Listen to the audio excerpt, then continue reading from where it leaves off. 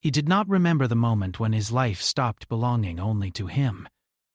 Maybe it happened the day he signed the Alliance contract, or maybe it was the moment his rescue ship broke through a collapsing asteroid field to save strangers he had never met. Commander Elias Verrain had always believed he was just doing his job. He flew where others could not, took risks others avoided, and trusted that hard work and patience would carry him through. But now he stood in a silent chamber, filled with representatives from dozens of alien species, and for the first time since joining the stars, he felt completely unprepared. The Galactic Alliance Council chamber was massive, shaped like a floating ring of light and glass. Creatures of different forms hovered, walked, or rested in carefully designed environments suited to their biology. Some shimmered like living crystals. Others resembled tall figures made of flowing mist. Elias felt heavy and solid among them, a human in a universe that still treated humanity as both fascinating and unpredictable.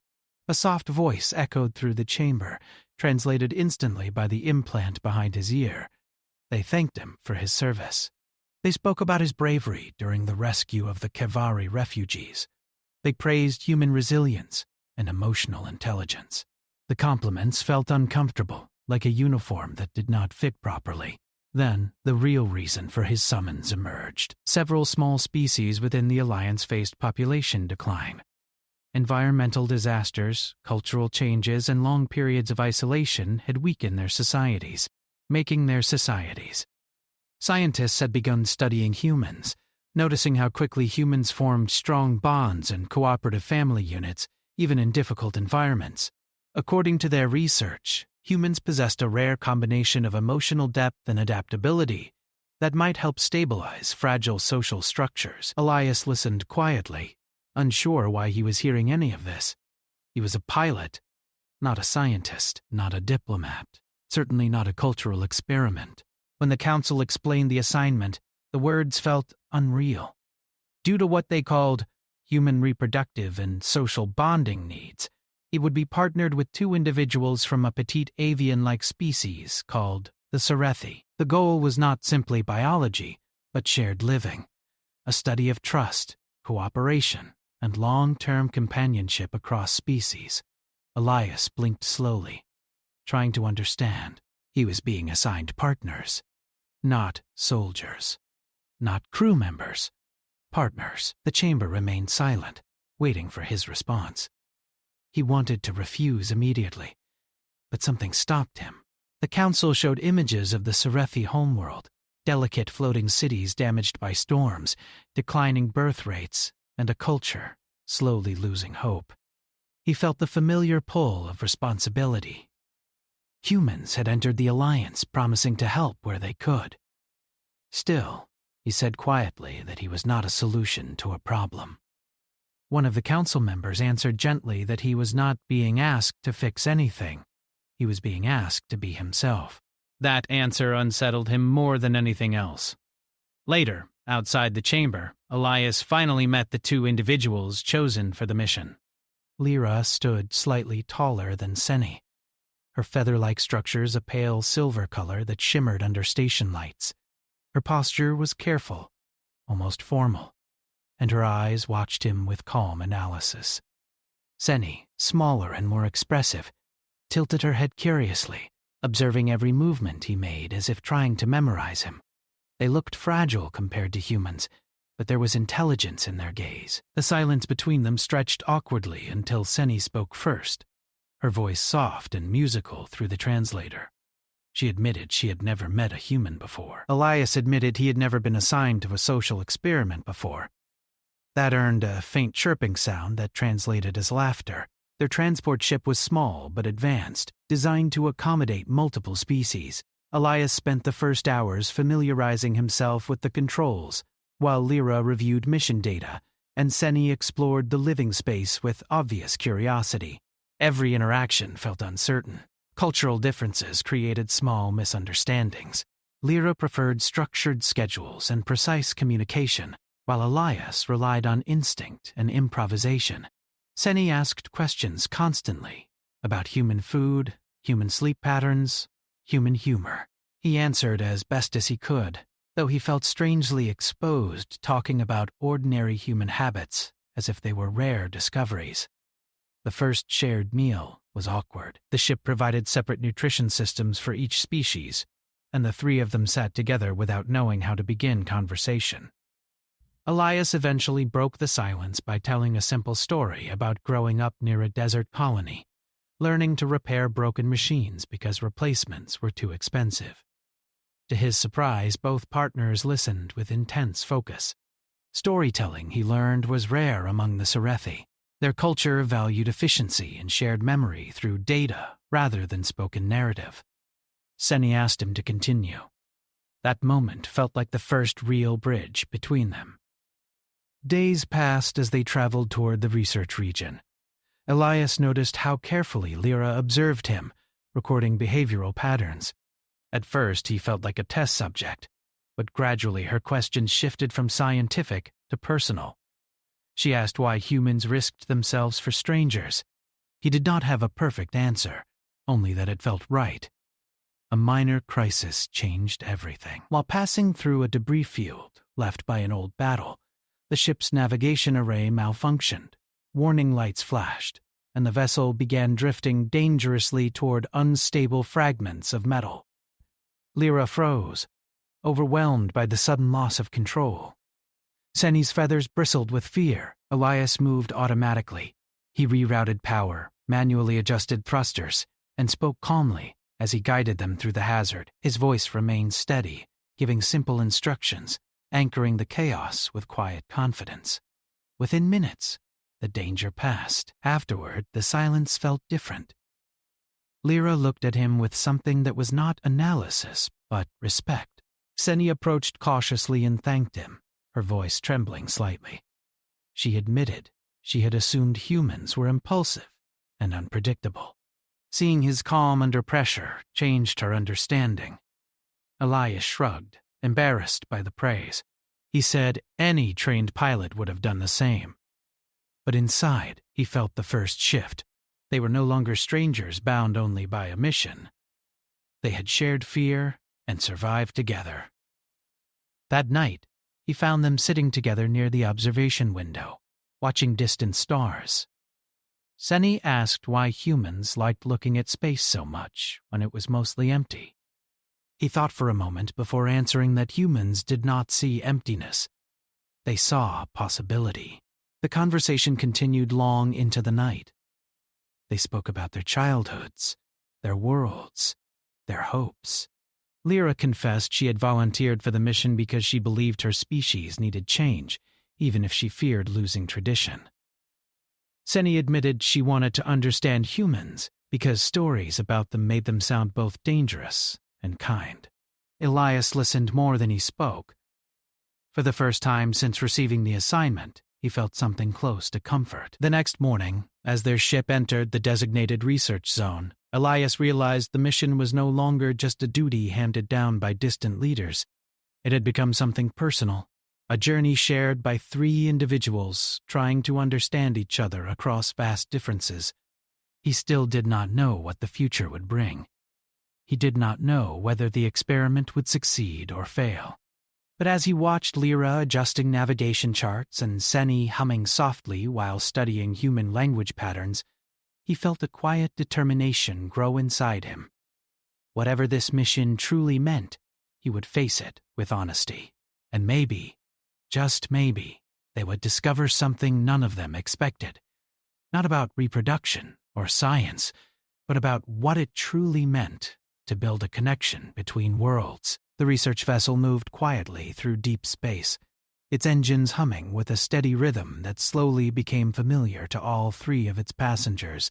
Elias had grown used to the sound, just as he had begun growing used to the presence of Lyra and Seni. The early tension between them had softened into cautious understanding, though many moments still felt new and uncertain. Life aboard the ship settled into a routine. Elias handled navigation and maintenance, while Lyra organized mission data and long-term planning. Seni spent hours studying human culture through archives and asking endless questions that ranged from simple to deeply personal. She wanted to know why humans celebrated small victories, why they sang when alone, and why they often smiled even when facing difficulty. Elias tried to answer honestly. Sometimes he did not know the reasons himself. He explained that humans often created meaning through connection, through shared experiences, rather than perfect logic. That answer seemed to confuse Lyra, but fascinated Seni.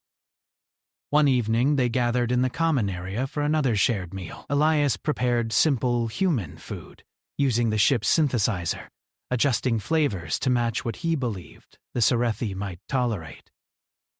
Lyra carefully examined the plate before tasting it. Her eyes widened slightly in surprise. She admitted it was pleasant. Seni laughed gently and asked if all humans enjoyed experimenting with food. Elias told them cooking was often less about survival and more about comfort and creativity. The idea that something practical could also be emotional fascinated them. Over time, the conversations grew deeper. Lyra asked about human history, especially the conflicts that shaped humanity's journey into space. Elias spoke honestly about both the mistakes and the lessons humans had learned. He did not hide the difficult parts. Instead, he explained that growth often came from failure.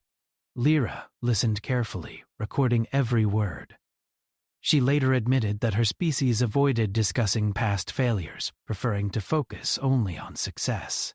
Hearing about human resilience changed how she viewed strength. Meanwhile, Seni began teaching Elias about Serethi traditions. Their people valued harmony above all else. They believed that balance between individuals created stability for the entire community. However, their focus on balance sometimes discouraged strong emotional expression. Elias noticed how both partners hesitated before showing strong feelings, as if unsure whether it was acceptable. He encouraged them gently, telling them that emotions did not always break harmony. Sometimes they strengthened it. As weeks passed, the trio visited several frontier colonies. These outposts were home to mixed populations of different species, learning to live together. The environments were rough and imperfect, but they were filled with life and cooperation. At one colony, Elias introduced Lyra and Seni to a human family that had adopted members from multiple species. The warmth between them surprised the Serethi partners. The children ran freely between adults of different forms, laughing without fear. Seni watched quietly and whispered that she had never seen such relaxed interaction before. Lyra asked detailed questions about how conflicts were resolved. The family answered simply. They listened, apologized when needed, and tried again. The simplicity of the answers stayed with them long after they left. However, not everyone welcomed the mission.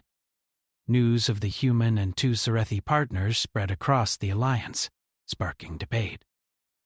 Some species viewed the experiment as dangerous, fearing humans might unintentionally influence cultural identity. Others believed the mission represented hope for struggling societies. Elias tried to ignore the growing attention, but he noticed subtle changes. Messages from unknown sources appeared on the ship's communication system. Some were supportive, while others questioned his intentions. One message warned that the mission was being watched closely by groups who did not trust humanity. The warning proved real when their ship experienced a sudden malfunction while traveling through a quiet region of space. Systems flickered without clear cause. Navigation sensors gave conflicting readings. Lyra immediately suspected interference rather than natural failure. Elias began running diagnostics while Seni monitored external scans. The tension rose quickly as they realized someone had attempted to disrupt their systems remotely. Elias focused on solving the problem rather than finding blame. He rerouted power through manual circuits, bypassing compromised systems. Lyra assisted by isolating corrupted data streams. Seni maintained communication with nearby stations, sending encrypted signals for assistance. Working together, they stabilized the ship. Afterward, the three sat silently, absorbing what had happened. Lyra admitted that someone wanted their mission to fail. She worried that their partnership represented a change some groups feared. Elias responded calmly that Fear often followed change. He told them that the best answer was to continue proving that cooperation could work. That night, Seni approached him privately. She asked if he ever felt overwhelmed by responsibility. Elias hesitated before answering honestly. He admitted that sometimes he felt like he was carrying expectations he never asked for, but he believed that focusing on the people directly beside him made the burden easier. Seni considered this deeply. She said humans seemed strong not because they avoided difficulty, but because they faced it together. Their bond grew stronger through shared challenges.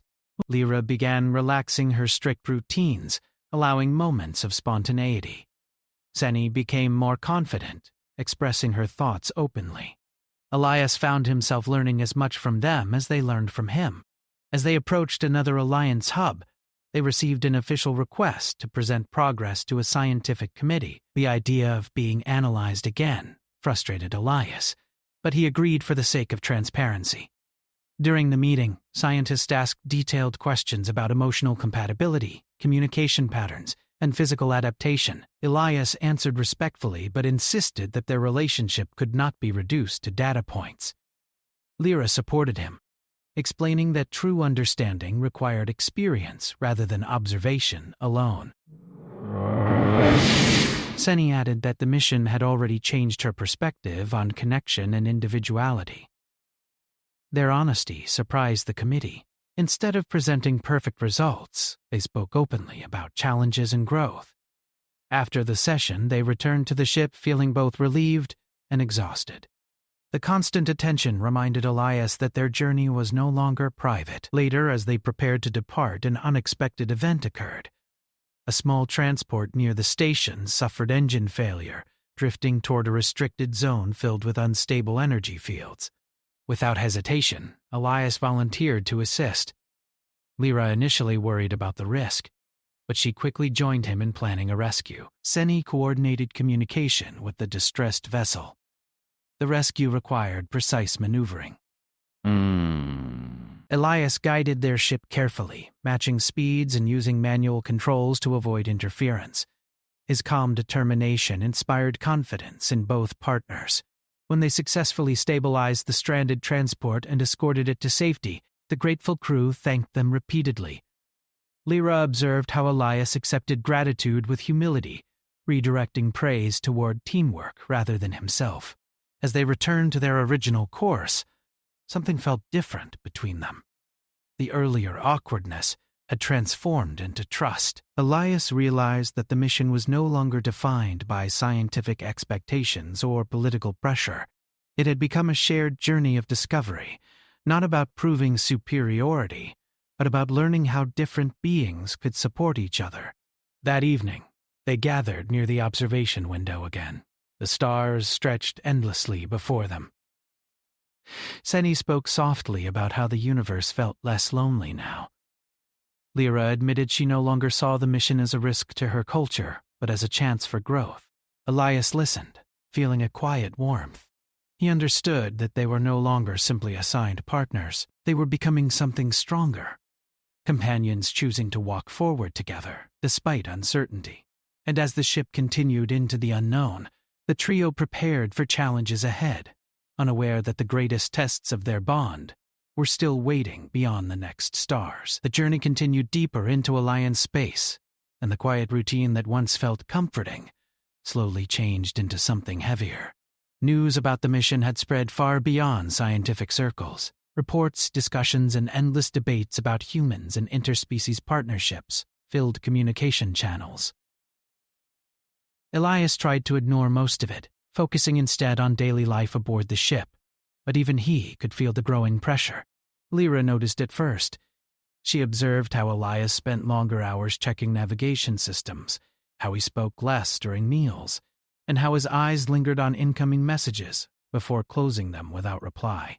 She understood that humans often carried stress silently, and she began adjusting her behavior to support him without making it obvious. Seni reacted differently. She became more openly protective, challenging any negative communication that reached their private channel. Her curiosity about humans had turned into loyalty, and she felt frustration when outsiders treated Elias like an experiment rather than a person. Their ship arrived at a large Alliance station where representatives from many species gathered. The station was massive, filled with different environments connected by glowing corridors. Floating gardens hung between transparent walls, and transport platforms moved silently through open space. They had been invited to speak publicly about their progress. Elias did not enjoy public attention, but he understood the importance of transparency. The three of them entered a circular hall filled with observers. Some watched with genuine interest, while others seemed skeptical or even hostile. The questions came quickly. Scientists asked about emotional bonding patterns.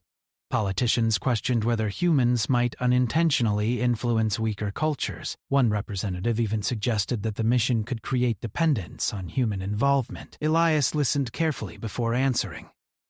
He spoke slowly, choosing words that reflected honesty rather than defense. He explained that humanity did not have all the answers. Humans learned through mistakes and cooperation. The mission was not about changing anyone's identity, but about understanding how different strengths could exist together. Lyra followed by describing how Elias had respected Serethi traditions instead of replacing them. She explained that his presence encouraged growth without forcing change.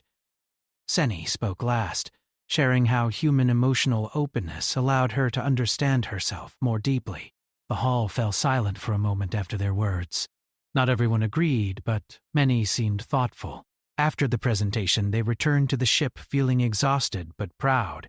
For the first time, Elias felt that they had spoken as equals rather than subjects being evaluated. However, peace did not last long. Soon after leaving the station, they received a priority message from the Serethi homeworld. Environmental instability had worsened unexpectedly.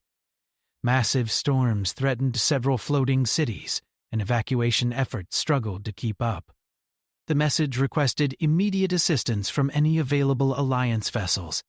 Lyra's composure cracked slightly when she heard the news. Her homeworld was in danger, and she could not hide her worry. Seni moved closer to her, offering silent comfort. Elias immediately set a new course. The journey to the Serethi homeworld took several days. During that time, Lyra shared more about her people's history. She described cities that floated above vast oceans, built from materials grown rather than manufactured. She spoke about traditions centered around harmony with nature and the fear that their world might no longer sustain them. Elias listened carefully, realizing how much courage it took for Lyra to speak openly about her fears. He promised they would do everything possible to help. When they finally arrived, the view outside the ship stunned him. Massive clouds twisted across the atmosphere, filled with lightning and violent winds. Floating structures struggled to remain stable. Rescue ships moved constantly, guiding civilians toward safe zones. Without hesitation, Elias joined the rescue efforts. Working alongside Serethi pilots, he navigated through dangerous storm currents. Human reflexes and adaptability allowed him to adjust quickly when conditions changed. Lyra assisted by coordinating with local command centers, translating complex information between cultures. Seni focused on calming frightened civilians, her gentle voice bringing reassurance during chaos. The teamwork felt natural, as if they had always worked together. At one point, a damaged city platform began losing power, threatening to fall into the ocean below. Elias proposed a risky plan using his ship's engines to stabilize the structure long enough for evacuations. Some Serethi leaders hesitated, unsure whether a human approach would be safe. Lyra spoke firmly in his defense. She trusted his judgment. With careful precision, Elias positioned the ship beneath the failing platform. The engines roared as he balanced power output against storm pressure. Lyra monitored structural integrity while Seni maintained communication with evacuation teams. Minutes stretched into what felt like hours. Finally, the last civilians escaped safely. Elias pulled the ship away just as the platform descended slowly into the ocean. Exhaustion hit him immediately, but relief followed close behind. After the rescue, Serathi citizens began viewing him differently. Instead of an outsider or experiment, many saw him as someone willing to risk himself for their survival. That recognition created mixed emotions for Elias. He appreciated their gratitude, but he worried about being seen as a savior. He believed true strength came from collective effort, not individual heroism. During a quiet moment, he spoke privately with Lyra about this fear. She listened carefully before answering that her people admired humility more than power. By refusing to claim superiority, he strengthened trust. Meanwhile, Seni struggled with her own thoughts. Watching Elias work tirelessly made her question whether she relied on him too much. She feared losing her independence. When she shared this concern, Elias reassured her gently. He explained that partnership did not mean weakness. It meant choosing to stand together while remaining individuals. The storm crisis lasted several days. By the end, the situation stabilized thanks to combined efforts from multiple species. Badness quite often, Mr. Cook? The Serathi government invited the trio to attend a gathering celebrating survival and cooperation. During the ceremony, Lyra stood proudly beside Elias and Seni.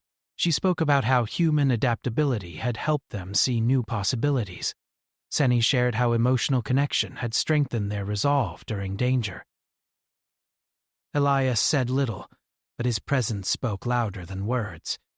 Later that night, they sat together, overlooking the calm ocean, now reflecting distant stars. The storm had passed, leaving quiet behind.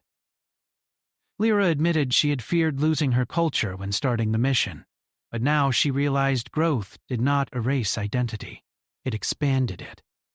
Seni spoke about feeling stronger because she had learned to express herself freely. Elias listened, feeling grateful for the journey that had brought them together.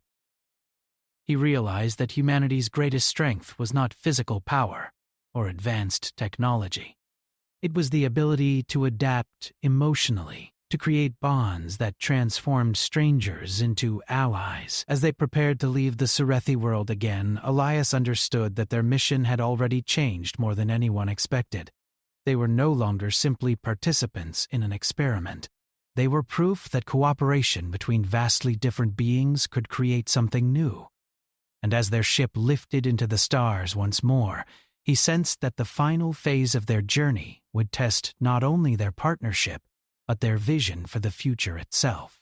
The stars stretched endlessly outside the ship as it left the Serathi homeworld behind. The storms had finally calmed, and the floating cities below slowly returned to stability. For the first time since the crisis began, Elias allowed himself to breathe deeply without the weight of urgency pressing on his shoulders. Yet even as the danger faded, he felt something new taking its place. The quiet understanding that their journey was approaching an important turning point. Life aboard the ship felt different now. The three of them moved with an ease that had not existed at the beginning of the mission. Conversations flowed naturally, and silence no longer felt awkward. Lyra adjusted schedules without needing to explain every detail. Seni laughed more openly, her curiosity turning into playful exploration rather than cautious observation. Elias found himself smiling more often, surprised by how comfortable he had become in their shared space. They received a message from the Galactic Alliance Council requesting their presence for a final evaluation. The wording was formal, but the tone suggested more than simple reporting. News about their actions during the storm had spread quickly. Many species now viewed the mission as a success, while others remained unsure about its long-term effects. Elias studied the message quietly before turning to Lyra and Seni. He asked how they felt about returning to the center of attention. Lyra admitted she felt nervous, but also proud.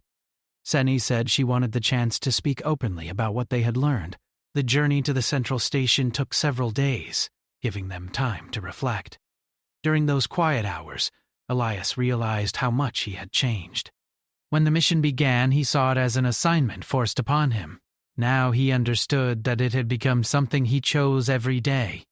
Lyra spent time organizing records of their experiences, not as scientific reports, but as stories of shared growth. She explained that she wanted future generations of her people to understand that change could be embraced without fear. Seni practiced speaking without relying heavily on translation aids, determined to express her thoughts clearly in human language. When the massive Alliance station finally appeared ahead, its glowing structures filled Elias with mixed emotions. He remembered standing in that chamber months earlier, uncertain and guarded. Now he returned with two partners, who were no longer strangers. The station buzzed with activity as they arrived.